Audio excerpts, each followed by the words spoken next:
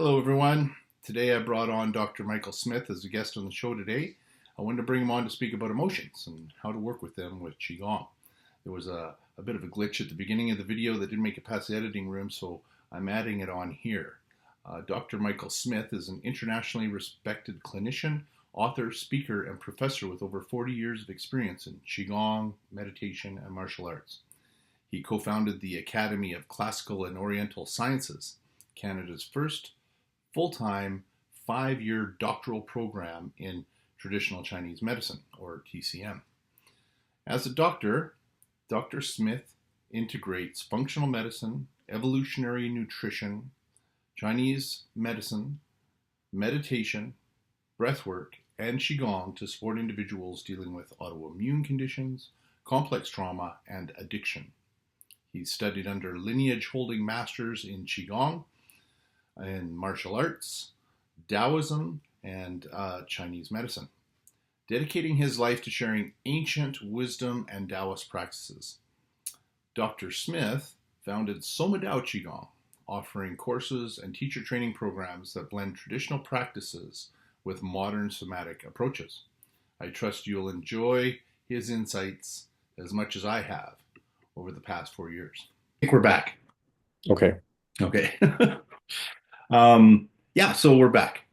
So, Michael, I was just asking a little bit about like I've been in recovery for 40 years or something, and I've seen a lot of challenges with that. I've seen some challenges with some of the uh, traditional ways of going about recovery, 12 steps and things, and I've seen some people that just they really have a hard time getting it, what real recovery is to people. And to me, recovery would be like returning to a sense of innocence that is like a little child in awe and wonder and, looking around at everything as a 2-year-old and just being in that state of joy and bliss and curiosity. And to me, that's what my definition of recovery is. And I feel I've achieved at least a sense of that now. And so I'm curious as to what you feel Qigong could do to even like evoke those states in people. So there's this quote I like a lot, and it comes from, I think, 13th century Europe, Meister Eckhart. And he said, all beings come into being in a state of being, which is kind of an obvious thing, but it also invites us to recognize if we actually drop into our state of being, it's kind of like the momentum of our life.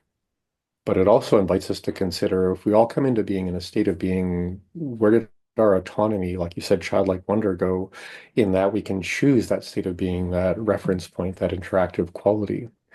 So I'll just share that I've been through recovery myself. I've spent a lot of time, since then helping people as well. And when I think of that sense of coming into being in a state of being, most of us who've been through addictive, compensatory, kind of controlling pain aspects of life, which I think most of us, experience one way or another, our way of being is to just control or limit our state of being because we don't want to experience things that are painful.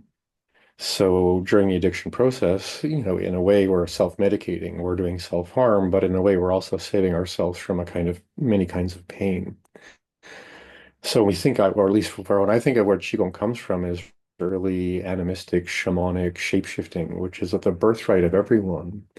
If you don't have access to ways to shift your state, to be playful, to be well, to be open, to be with pain, it's inevitable that you're going to find some other way to shift your state. And that's addiction's kind of number one little, dark promise, which is it's okay, I'll take care of how you feel. So because our cultures are often kind of focus on work, money, and the future, we don't really ask ourselves, well, how do I shift my state of being? Isn't that my birthright? So we go and look for it outside. Qigong invites us to co-create within the day, the season, the kind of practice we have to come into being in the state of being of resolution, of recapitulation, of realignment, or of the play of a 2-year-old. And it really depends on where we're the most stuck. So when we think of Qigong and recovery and we go back to like the reason why addiction is so powerful, Qigong is the medicine or a kind of medicine. I'm not saying it's the only one, but it's a medicine that directly meets us where we're stuck, which is how can I shift my state? How can I come into being in a state that isn't just the anguish and agony of, say, existential, instinctual, visceral pain? Hmm. Totally. And isn't that what I think it's just like everyone, their solution is like trying to avoid the pain, but like being able to like face it in some sort of a state of like peacefulness, and to face into the things that we need to learn is a pretty important piece to the puzzle. Awesome. Yeah. I love it. So, like I got to share, like I'm feeling a little bit of a loss or something around like I've come to this fork in the road in the Qigong training, and it's like, do I go the Qingzhi Bing path, or do I go the Gong path? And I just really felt that like sense of like, oh my God, just such a yearning to go that way. But I know that as a psychotherapist myself, following the Ginger Bing path is going to be the way for me. But But just to throw something in there, Negong is a 3-year practice, and in the second year of Negong, you have to do the Qing Shi anyway. And that's actually to lay out the levels of the course we're doing. The level that has the TCM psychotherapy, which is what Qing Shi Bing kind of means, that's the first half of the second year of Negong. So it's not a fork in the road, it's a speed bump to make sure you're not going to crash into yourself too hard. oh, well, doesn't that change things then? Yeah. Fantastic. Okay. Well, I'll look into that. So, you got a few more questions here. Like, how does one go from you being a formal tactical combative teacher into a trauma therapy teacher? Oh, oh, that's a good one. I got goosebumps for a sec. So, I mean, the short answer, or I guess way to follow that would be, why would someone spend, and this is my experience, and I'm not saying this to sound tough, the better part of 47 years trying to be the most dangerous person I can possibly be? Well, that maybe the first 20 years that was the focus and things shifted, but I'm at year 47 now of training, and I look back and like look at my experience and like I wanted to make sure no one could hurt me ever again. And then I got fairly competent at that and started teaching military, paramilitary cops, prison guards, all the, tactical stuff, Mhm. and helping other people make sure no one can hurt them. And then at some point, I think I was a few years into practicing medicine and teaching the TCM psychotherapy and stuff like that. And I'm not sure what actually shifted. Maybe it was sobriety, probably. That I actually kind of noticed, 85% of the people, men and women in these trainings that I'm doing, around North America in tactical violence, 85% of these people have the same visceral, guarded, intense, vigilant, you will never hurt me again kind of thing going on. And then I realized I was really only halfway there. And I remember one of my teachers saying, very high level, unbelievable human being, and he was working on a bone that I'd broken in my hand punching something too hard, but you can still see the bone sticking out there a little bit. And he was doing some medical qigong in my hand. And he said, Michael, through a translator, you're fairly good at beating the crap out of people. Maybe it's time that you learn to actually take care of them. And that was a part of my transition into Chinese medicine, but it was a slow transition. And eventually I got to the place where I was like, if I really want to help all these people that I'm training to be more effective at violence, maybe we should go into the core issue of why it is we're so concerned with capacity of violence, capacity of protection, capacity of protecting and taking care of other people. And that's when I actually really got into more modern trauma therapy, embodiment focused things. They were very much parallel to how Qigong approaches them, but I guess I hadn't really allowed those things to imbue themselves into me at that point in my life because I was still struggling, say, with addiction and other things. But once that really opened up, it occurred to me every time I was in a room full of, if it was prison guards or I don't know, the security guards in a psych hospital or something like that, worried about having to deal with the things they had to deal with. I was like, that's the easy part. Being dangerous is easy. Having a soft, open heart that can break open into the truth of what life can be, that's a whole different kind of martial arts, right? Mm. So that's what happened for me. And then I had to work on that to myself. And I had to take a couple of years off training people to just be vulnerable and not stand toe to toe with, I don't know, three people with various weapons or something to do my job. And after that couple of years of really coming home to what I had been through and what had changed in me and why I had become so, focused on violence, two things happened. I kind of broke open and really came back to ceremony and the sweat lodge and elders and medicine people and the humility and the patience and the willingness to be more than a broken self. When I went back into training people again, I guess there was just a lot more humor and a lot more precision and a lot more like we're dealing with the mind and wounded soul here. We're not just dealing with technique and things like that. I'm not saying this to sound tough, but my capacity to help people be actually effective, not dangerous, but just efficient and effective, changed completely because I was focusing on the instinctual, visceral components of violence, not the how to, do this, that, or the other thing. And the people I've been training for years were like, I don't know what you've done, but this is like it's four times more efficient than the angry version, the afraid version. Because it was just solve the problem, turn off the part of us that needs to harm each other. But that's scary as you could possibly imagine, in the sense of what violence would look like. But it was coming from a place of just compassion. Like, just stop it. We're just going to stop it now. Totally. I love it. That reminds me of about maybe 15 years ago. I was in a group therapy session with a man who became my mentor, and he was kind of standing up front of the class, and he was like somebody, a relative came at him and was like, Kelly, you're an asshole. And what did he do? Rather than putting up his defense, he opened up and he said, you're right. Sometimes I am an asshole. Is there more you want to tell me? Mhm. You Yeah, know? yeah, yeah, yeah, And yeah. that's this idea of being undefended. Well, that was my first moment of like, whoa, how can I be undefended in the world when I have so much like there's danger waiting around every corner. How can I be undefended? And it took me a while to get that in, and now I feel like it's the greatest strength of all, this vulnerability idea. Yeah, I mean, the rule number one in tactical violence or applied combatives, which are the two things that I teach depending on the group, is rule number one is you never block.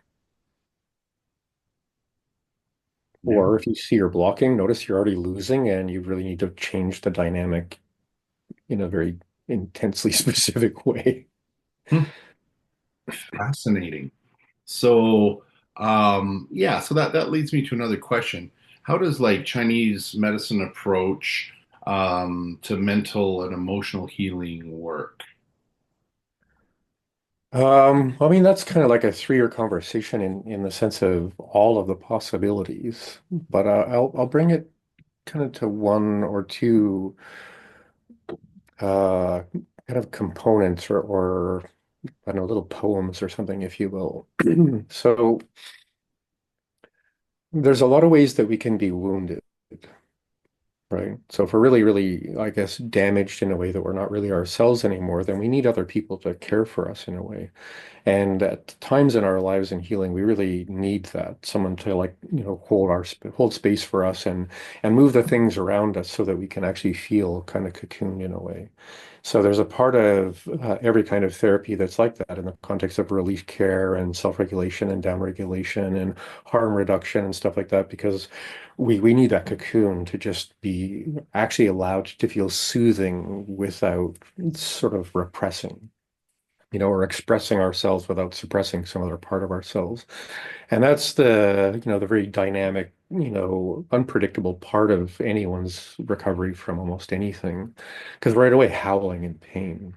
So once that you could say that howling, frenetic part changes a little bit, then we go through this really challenging process of learning to accept things. And unfortunately, the word acceptance in English isn't the same terminology that we use in Chinese or other indigenous languages, because acceptance always seems like just a passive thing, lie down and let the steamroller just, do its thing. And then somehow magically you're going to be empowered and in your autonomy and your authenticity by just lying there and letting acceptance kind of roll over you. So acceptance doesn't mean the passive thing. It really means for me in the way that I train people and what I do as a clinician and what I work on in myself is the real challenge of actually taking the time to be aware of the state I'm in as I hold memories, as I hold futures, as I hold present experiences, and accept that a part of me is still, I wouldn't say howling, but still a little bit flailing, still a little bit impatient, still a little bit urgent, still a little bit projecting against a perceived, other wound. So now I'm not in the moment of accepting what's happening. I'm in the moment of trying to make sure the thing I probably am afraid of happening is not going to happen. So a big part of acceptance is actually coming into a kind of warriorship of waiting. And so much of human experience in the last 200,000 years has been a skillful 2-year-old wonder-like, but also 85-year-old elder-like, skillful waiting to be with what arises. The 2-year-old, it's, oh, wow. The 85-year-old or whatever is like, yes, that. So when we come into this acceptance, a part of it that's very difficult is that most of us who've been in unacceptable circumstances feel rage. We feel rage and shame, and there's 6 different kinds of wounds that are just like below the mind in a way, and we have to work with those things in a way that's sequential, and maybe have a cocoon, and then maybe have a something to vent with so that we can explore what it is that's just needing to be expressed, because until we can let the unconscious mind be unconscious, it can't really become conscious. So there's that process, and there's like a big conversation we wouldn't have time for today in the sense of how it works, but there's a deep core existential pain of loss that happens in most of our lives where we've lost our autonomy to other people's needs. And then we spend our lives attending to the belief that as long as I can attend to an external thing or a visceral component of pain, or whether or not I'll make something outside of me make me okay, we're not really attending to the pain of that deep existential loss. And that's where we lose our autonomy and replace it with, if someone else is okay, I'm okay. Mhm. And then we never actually get to be the person. And this is a very tricky thing. I can only actually accept myself or another person by accepting the unacceptable part too. Because until as children, we can be unacceptable in our wildness, in our euphoria, in our impatience, in our hypoglycemia, in our reaction to stuff that happens in schoolyards and things we see or probably shouldn't see on the internet. So as children, we need to actually express our unacceptableness to find out what acceptable is for ourselves. But if our family dynamic is behave or else, or take care of me or else, we never get to be unacceptable. So coming into that place of accepting the unacceptable urges and things like that, and maybe not necessarily acting on them, but not repressing them, now we can actually accept ourselves. And that's just step one, in the sense of, the progress of what happens. But as we move through that process of accepting the unacceptable that's happened and the unacceptable that still wants to be expressed, just to let the unconscious be seen consciously, we have to attend to the kind of wound we have. And that has to do with what part of us is wounded. And then we have the kind of emotions that come up with that wound. And those dynamics can be described as kind of qualities of state. So we talk about people coming into being in a state of being. Different chi wounds have different qualities. Like one kind of chi wound is being adversarial. Another one is being kind of dissociative. Another one might be using a kind of malingering, moping, take care of me dynamic, is to make sure that as long as someone is my crutch, then I'm going to be okay because my parents made me be their crutch. So until we can really play out and understand, and you could say almost like draw the structure of the wound, we can't attend to it and then reintegrate the parts that are missing and realign ourselves to who we really are, and then recapitulate the needs that need to be met. But that's sort of the process, is through the acceptance process, discover where the wound is, discover the quality of the wound. And if it's outside of normal emotional conversational things, then it's attending to the anguish and turmoil or the dissociation and shock. And when those things can come into that frame of reference of like, I'm actually just really ashamed and angry, it's like now we can work with the instincts that make those emotions necessary for life and human beings to grow. Because all of those dysfunctional emotions that we might, call dysfunctional come from deep emotional needs. So if we can attend to the instinct at some point, now we're redefining ourselves from an instinctual wound by reorienting ourselves to our authenticity in the instinct that was lost. So it's like three or four layers to what I was just sort of playing out there. But I mean, it's thousands of years of a very intelligent, conscious uh, subculture in that part of the world. It still echoes with the indigenous cultural practices that were in Asia at the time, which were very much the same as indigenous practices from every other continent in the world. Because when you live with the world, as the world, for the world, within the seasons and the movements of nature and the animism and the forms of nature around you, that is a living world. That is a as above, so below. And we can co-create in a living world that we belong to. But modern life, I mean, belonging is a popularity contest in high school. It's not an implicit opportunity and ceremony every day of your life. Yeah, walking in that ceremonial way that our ancestors up to a few hundred years ago were all walking in these collectivist, animist type societal sort of ways, and then in comes individualism, and all of a sudden everybody's a self-centered narcissist. And it's funny to jump onto that, and I'm glad you said that because back in the day, if it was 300 years ago, people experienced a lot more visceral, in your face, people being killed, stabbed, cut, shot, stolen, as a part of life. So here we are, perhaps, individualistic narcissist in one context with so much less actual trauma, but Mhm, seeing our lives as so much more central to just the trauma to the self. mhm, So we kind of have to start with where we're at, but we really do have the tools to bring us back into the awareness that we have the ancestral wounds that we have, but we also carry such profound ancestral potency mhm, because look at the lives our ancestors actually lived. They got you here. You're not missing anything, mhm, but you're taking this all very personally. And that's a really hard thing because if you feel like you're missing something and you're the only one who can fix it, that's a conundrum.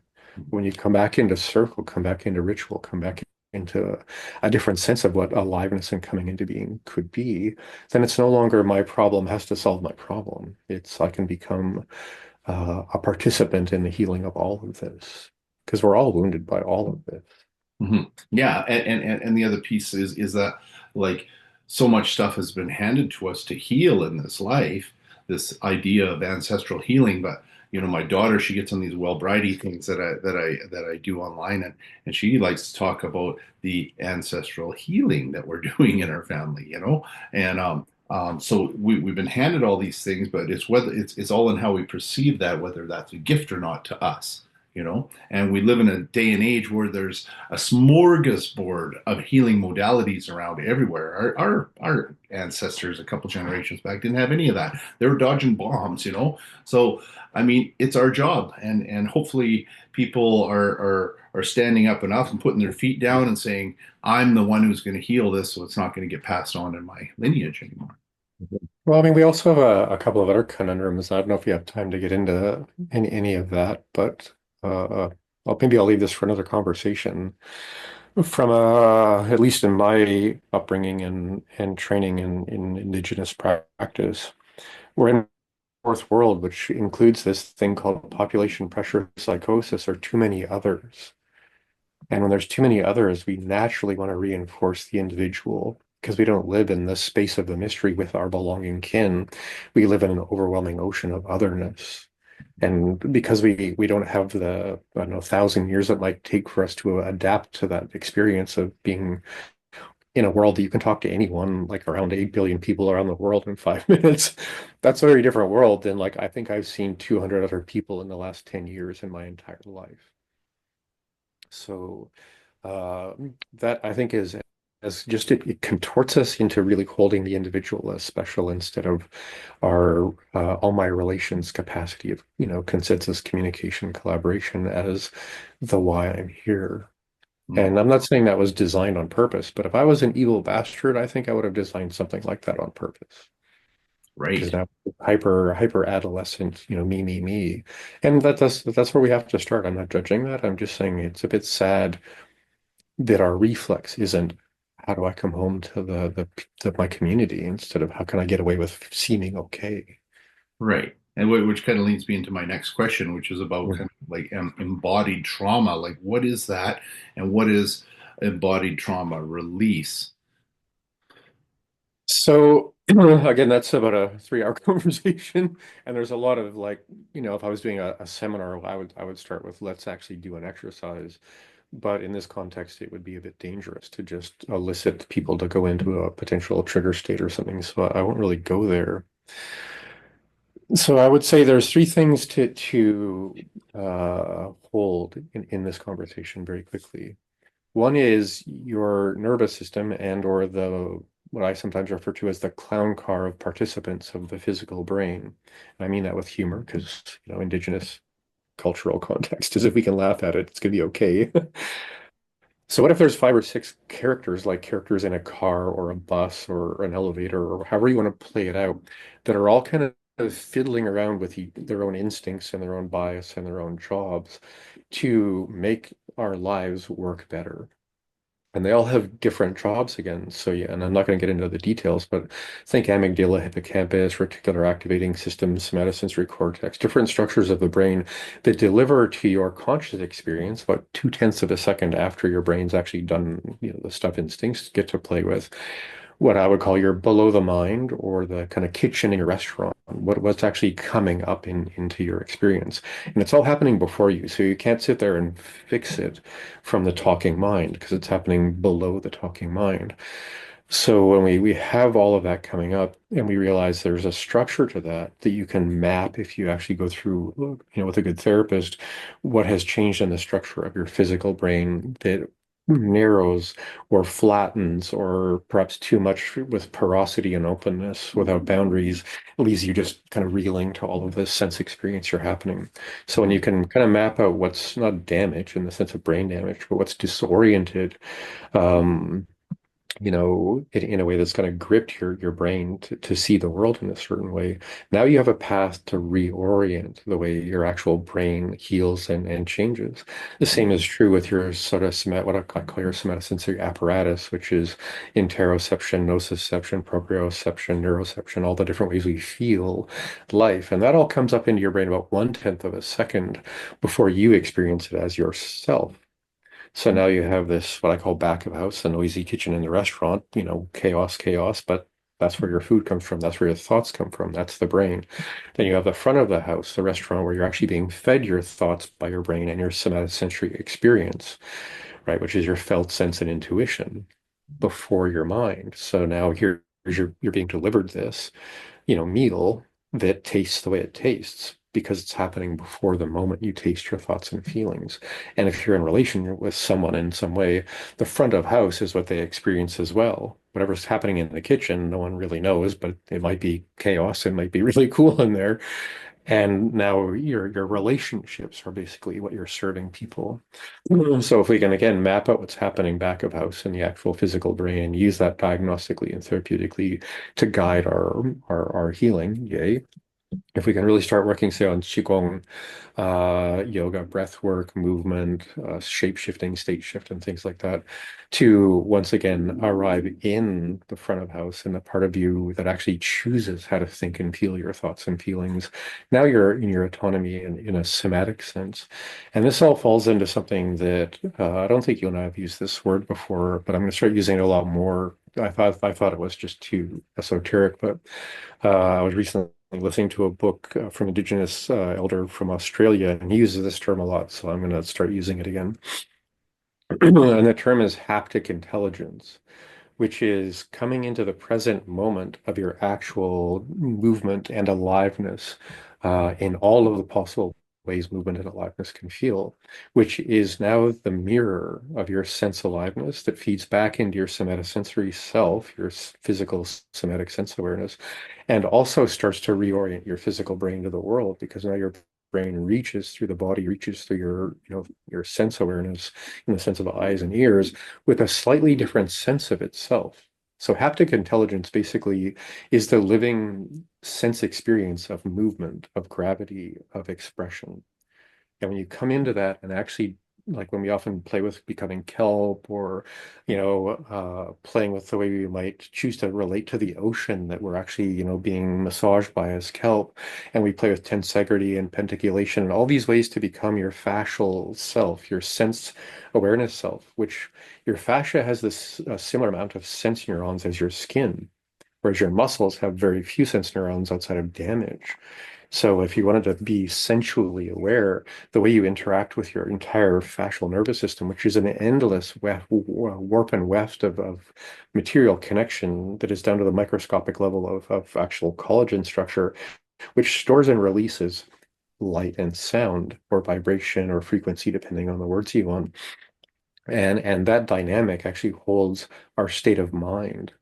So we have the understanding of the brain, we have the understanding of how somatic good and bad days go, but it's in the haptic intelligence field, the sense, fascia, movement, state, shape-shifting yumminess of being in your aliveness that is that third mind that is, in a way, a bit bigger than some of the other parts of your minds that we think are much more important.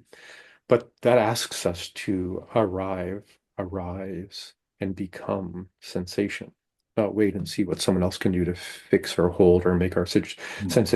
sensations go away. And that's the real, for me, the real kind of go, if I think of something that's sort of leaning towards a no or a yes, and then there's this sort of pivotal maybe in the middle. If we get triggered, we hit to no, oh no, oh God, oh make it go away, make it stop. And in the middle ground, like, can I? What if I could I? Maybe I can. And then there's this other thing that we lean into, which is absolutely yes, I will, I am. I must, I need, I, Mhm. I have no other opportunity than to just come back into that haptic, embodied, felt sense existence of now-ing, aliveness-ing. And then you're out of the left brain, right brain duality, and now you're re-becoming, re-inhabiting, almost rebirthing what it is that you experience as selfing, as an embodied animistic being. But that takes sometimes a couple of years to get to for people. Mhm. You can't just Yeah. hear, this is what it's like to be almost an expert at being embodied. So, Right. Yeah. I mean, you use that food analogy where you were talking about, there's the kitchen and the chaos, and then there's the food here. And it's kind of like that idea about like taking that, maybe that first bite, and now all of a sudden, this is where we start to give it meaning, correct? I would even say, like, if we're going to use the restaurant metaphor, which I've been using a lot lately, what if we decided to be very good at learning to develop our palate? Like we say, we don't, I don't know, I wrote a gourmet cookbook, so I'm a bit of a foodie. We call salt seasoning because we don't want to taste salt. We just want enough salt in the food so that all the other flavor profiles can actually be spread out across the tongue and felt as kind of almost like fireworks in the sense awareness of taste, right? So until we develop a somatic palate of comfortable and uncomfortable, we just have a blunted sense of taste, sense of like, and it's also like why we want to maybe diminish what we feel because we don't like the taste. Like if you're feeling felt sense trauma, which I mean, half of my life was like that, of course I didn't like the taste, which is probably why I wanted to just punch people. But after a while, I was like, I kind of like being embodied. Maybe I could cultivate a wider palette Right. of that haptic existence of being in the immediacy of felt sense aliveness. But without the palette, it's just insane noise. Mhm. So that's why we kind of need a system of practice and a really good mentor to walk us from the oh no to the what if to the absolutely for sure. And that can be a few months to a couple of years. Mhm. So But I, the whole journey is worth it every moment of the way. So I'm not asking people to do something you probably don't like for 2 years. It's Mhm. going to be quite potent the entire time. It's just building enough momentum that you actually are aware that you don't have to keep going back. Right.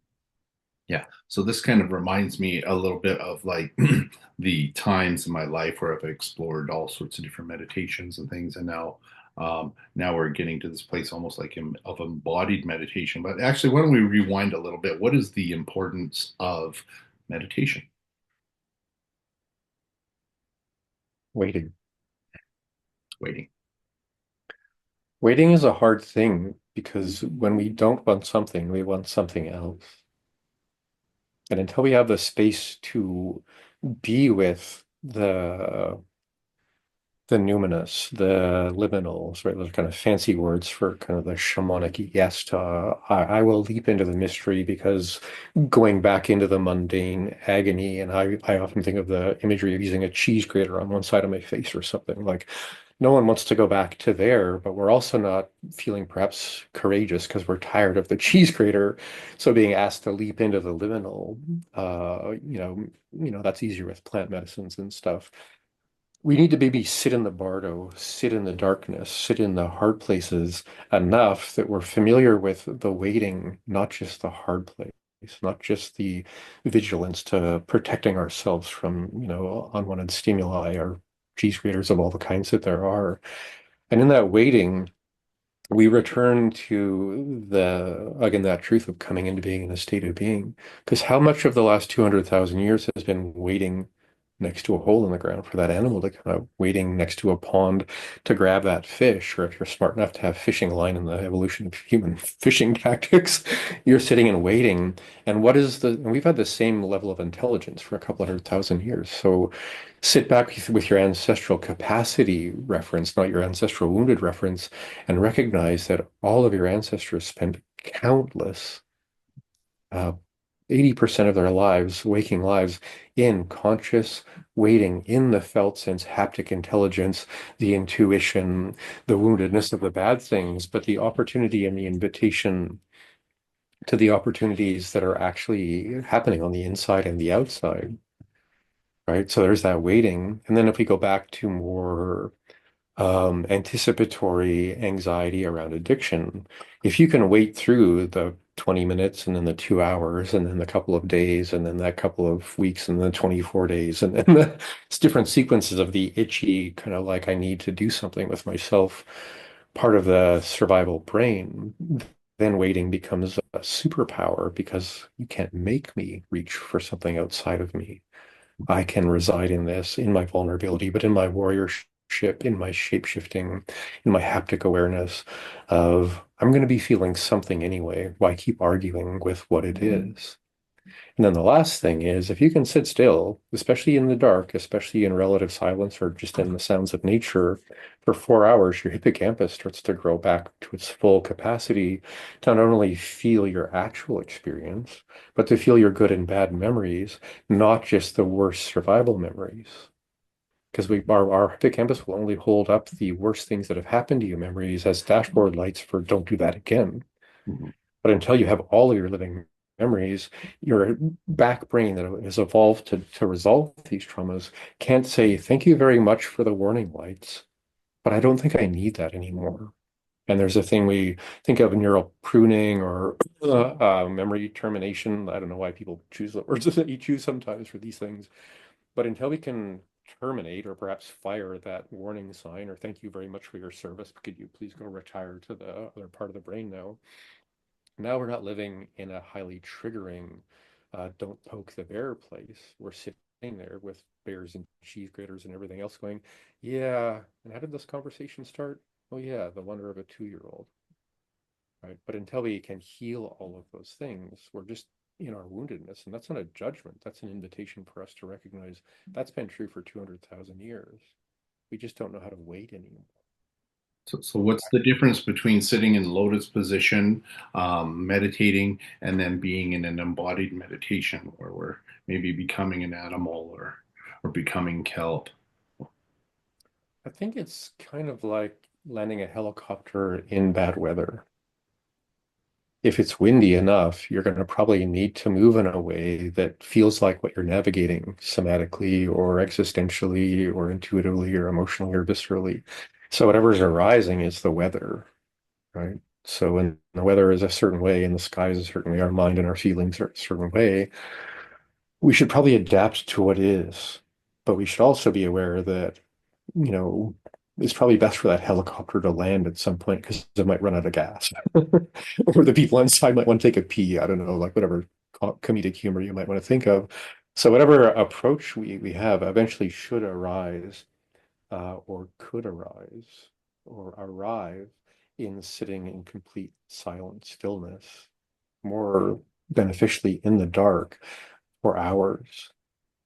And you can do that in a sensory deprivation tank. That you can do that maybe in your basement if you tell your family to go away for a few hours or something, or put on headphones with the noise canceling thing, which works for me sometimes. I mean, I often get busted for wearing headphones. And what are you listening to? I'm not listening to anything. I'm just using noise canceling so I can be in meditation, Hmm. even for a few minutes. And the more we land that helicopter, then maybe get out of the helicopter and then lay in the ocean of beingness, with its waves and undulations, but with its deep, slower currents that actually feel a quality of stillness or welcoming. Then we are invited to be in whatever the weather is, with the acceptance that at some point we do have to learn how to wait in stillness and silence to come home to the beingness. And if nothing else, it's like writing a check. I will do the 4 hours in dark sitting if I get my hippocampus back so I can finally have the capacity to actually be in trauma memories and not be traumatized. Hmm. Because that's just a neurophysiological fact, Yeah, yeah, you yeah. know. So I wrote a book called Mastering Excellence in Recovery for people with 5 or more years clean and sober, and and I have a whole chapter in there about how to get high in recovery without taking substances, right? And of course, qigong is one of those places. So that's sort of like leading me into my next question, which is like, what can most people do or learn to begin a healing journey? Find a map and a compass. So I don't mean that as like a blanket statement, then I'm going to walk away.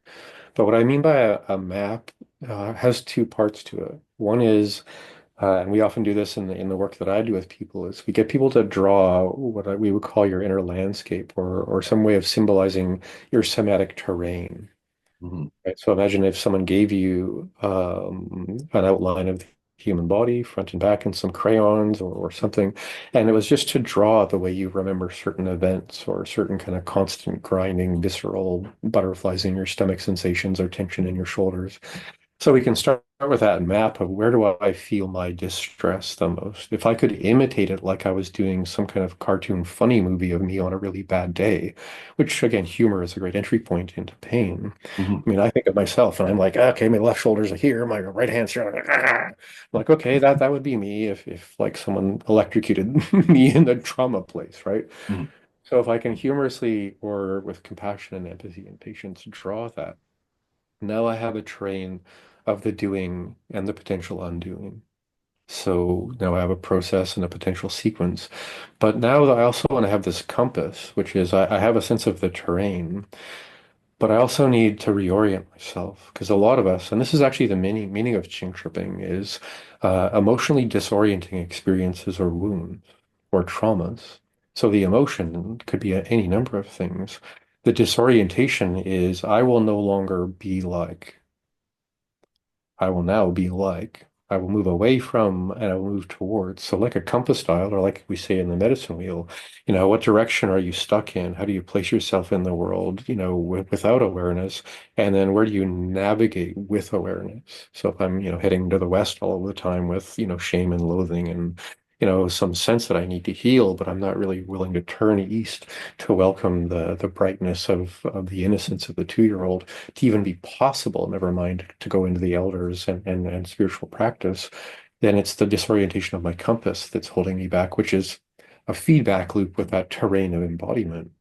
So again, we have to feel what we feel and seek an awareness acknowledgement of the terrain, and then have a reorientation of our compass, our direction, and our path, so that we can move in a sequential way, in a slightly predictive way. Because that's the problem with trauma, is we're always predicting the negative. Until we're predicting and consistently acting in the direction of the positive, of course the mind, the hundreds of thousands of year old adaptive self that we are, is going to be, are you kidding? Of course I have to focus on the problem. The problem is right here chewing on my leg. Hmm. So until we can, like, get something to stop chewing on our leg, who's going to want to learn a new dance? Yeah. Right? Or a sacred dance that might change what it is that's allowed to be within 10 feet of me, or some other metaphor. And the only way you can do that, as far as I know, is to find a mentor with a system, preferably with a system that goes back as far as possible, so that it's tried and true and still touches back in with the early animistic, that haptic intelligence of being in the sense aliveness, so that we can be in the map of pain and in the freewheeling intuitive compass dial of yes to whatever shape shifting or state shift is needed in the moment. And then the play of prayer, the play of healing comes back, and a slight audacity opens up within spirit, which is again innocent and childlike. But again, going back to the other conversation we were having, allows the unacceptable to be witnessed and held as acceptable. And now we're back in our autonomy. Because if you're always trying to get it right, you're not allowed to be wrong. Hmm. And that's just five different layers of pain. Hmm. Perfectionism. So I have a mentor, and my mentor makes great offerings to people, and you happen to be that mentor. So I Oh wonder yeah. if you would speak a little bit to maybe some of the offerings you have, some of the maybe the Change Your Main course, or I'm not sure if you're still doing the therapeutic qigong sort of entry level stuff. Um, or maybe even speak about the Yi Dao Huan Yan Pai tradition. Where to start? So yeah, okay. So Yidao Huanyuan is the lineage that I was raised up in Chinese medicine and Taoist practice, which could go in a lot of different directions, I guess. But let's say that if we bring it back to contemporary life, it's just an invitation to recognize we're on a healing journey and being consciously in the way we care for each other, maybe as professionals or just as family members, is the best mirror for how we care for ourselves.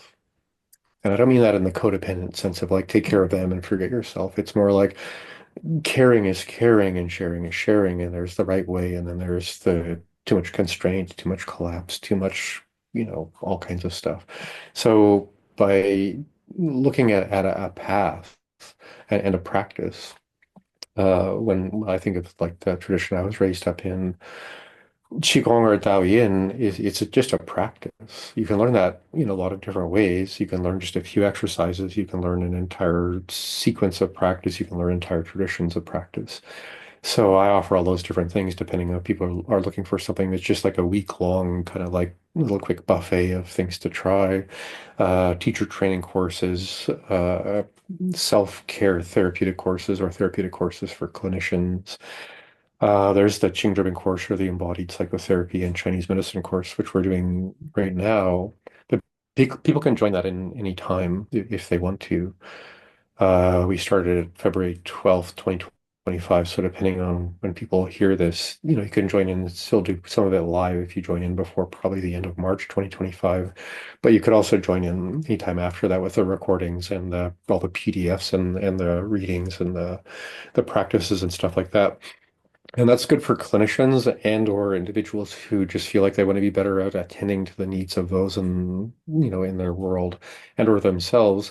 But it's really meant to be an initiation into a practice called Shenming Dao, which is in the Taoist tradition, the way we find our way through the confounds and the shadows and the darkness to come into what Shenming means, which is spiritual luminosity, or actually experiencing your heart as the light that emanates from your authentic beingness. And Mhm. all of us have, the things that we, put in between ourselves and the world. But that whole practice is, can you remove the conditioning? Can you remove the conscious parts, the unconscious parts, the visceral parts, the intuitive parts, the belonging wounds, the capacity wounds? And we can talk about that more in the modern sense of like attachment styles and codependent wounds and trauma states and things like that. So again, as long as you have a terrain and a compass and a guide, and it's got credibility, it will work. What I've been doing has been around for, probably 50,000 years in a way, in some parts, and some parts of it are as modern as whatever research I looked up last week. So that's what I'm doing that way. There is something else that I teach that's more for people who are into martial arts, into longevity, into resistance training, into maximizing their physical potential, but more in the sense of becoming an apex embodied, somewhat athletic, somewhat muscle tone, somewhat flexibility, somewhat agility kind of potency. And that's more from the Shaolin lineage, which is become the most, uh, I think of like a jaguar or a lion or a wolf or an animal that you just see as having some innate physicality of gur and purr that reminds us of what it is to be completely potent in our existence and embodiment. And that's the other side of haptic intelligence, which is you can be a wounded animal feeling like prey trying to hide. Nothing wrong with that. Half nature is doing that, you know.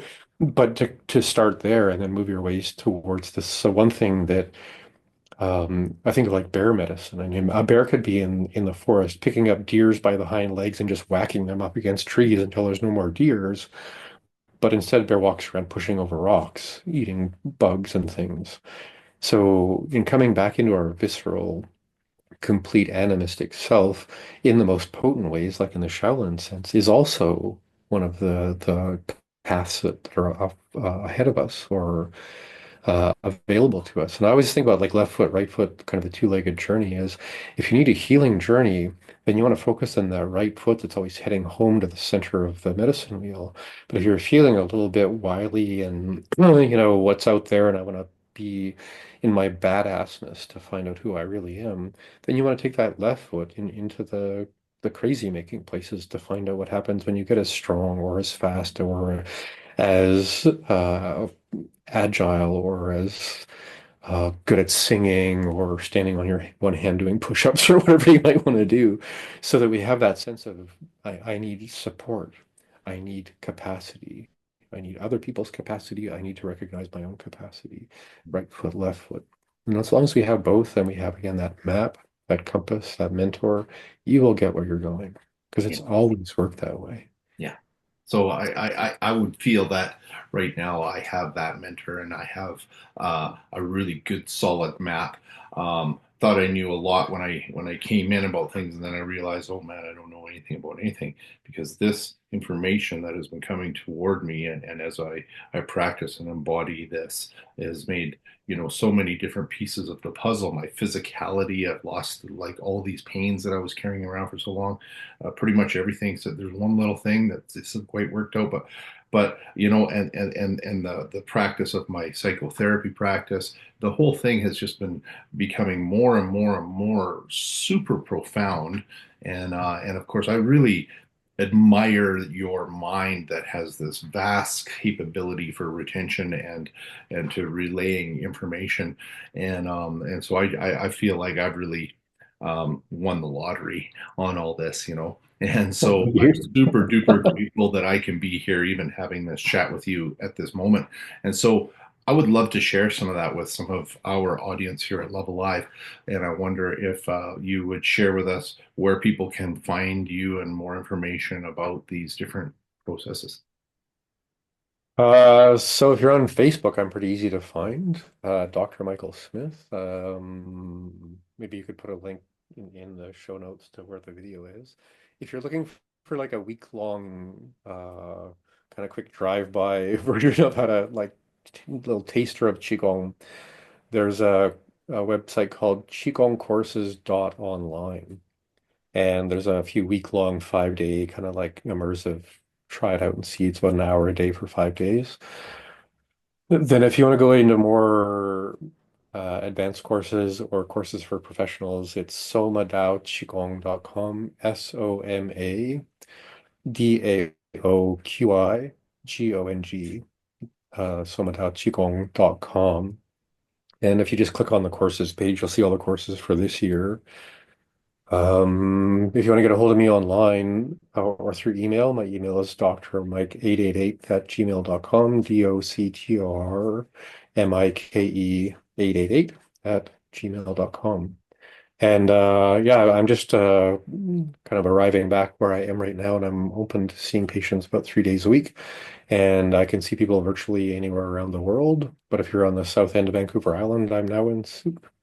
And I work primarily with really complex autoimmune diseases and things like that. So if you are in the South Island looking for help, there's me. My partner also practices acupuncture. So if you track me down and I'm busy, I'll refer you to her because she's awesome too. Great.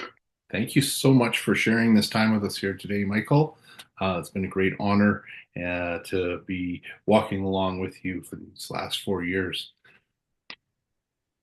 Thank you, and it's an honor to be recognized because those who recognize me allow me to be uh, uh, seen through the eyes of someone I respect as much as I respect you. Exactly. Okay, well, many blessings on your day, and Thanks. thank you so much for coming today. Okay.